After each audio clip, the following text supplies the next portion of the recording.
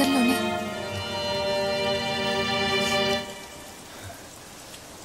ఎలా ఉన్నావు? బాగున్నాను. వర్షం పడుతున్నట్టుంది కొంచెం లోపలికి.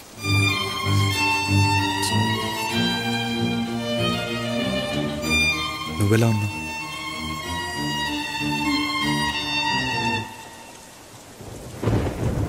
నాకు ఈ మధ్యనే తెలిసింది. ఎందుకు ఇలా చేశావు? నన్ను క్షమించు భరత్.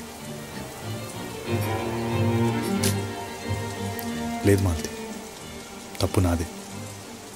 నీ మనసులో ఏముందో తెలుసుకోకుండా నేను కష్టపెట్టాను.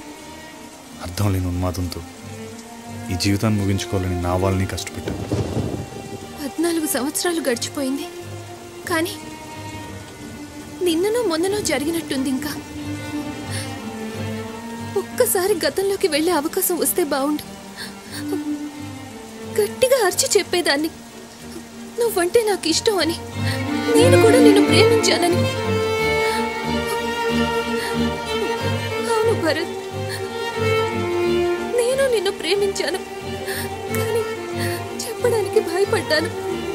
ఇప్పుడు సంతోషంగా లేనని కాదు, అలాగని నేను తలుచుకొని క్షణం లేదు. ఇప్పటికీ ఏ సంత చివరినైనా ఎదురు పడతావేమోనని ఎదురు చూస్తూ ఉంటాను. I still love you, Bharat.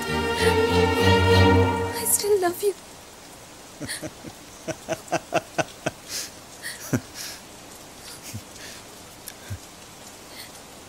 ఏ ప్రేమైతే దక్కలేదని చనిపోవాలనుకున్నాను, ఎవరి పేరైతే కలవరిస్తూ ఇన్నాళ్ళుగా బ్రతుకున్నాను, తాను ఈరోజు వచ్చి నా చేయి పట్టుకొని నన్ను ప్రేమిస్తున్నాను అని చెప్పినా నాకు సంతోషం లేదు, బాధేస్తుంది.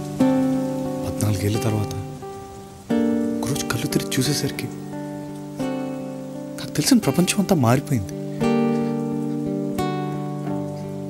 ఈ ప్రపంచంలో నా స్థానం ఏంటో నాకు అర్థం కాలేదు.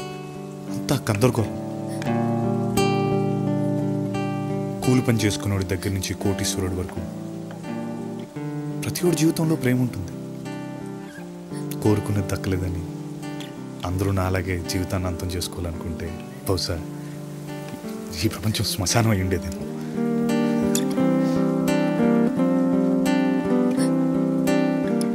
ప్రేమ అనేది ప్రతి ఒడి జీవితంలో ఒక పాసింగ్ క్లౌడ్ లాంటిది.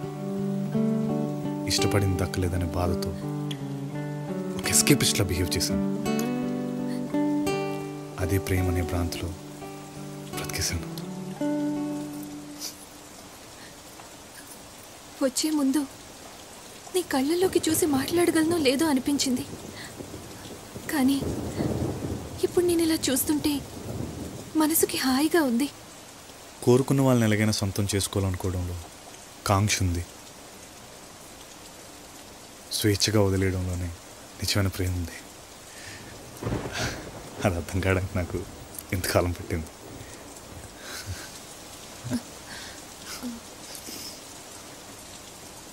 బస్సు వచ్చేలా లేదు, పిల్లలు వచ్చే టైం అయింది, ఇంటికి వెళ్ళాలి.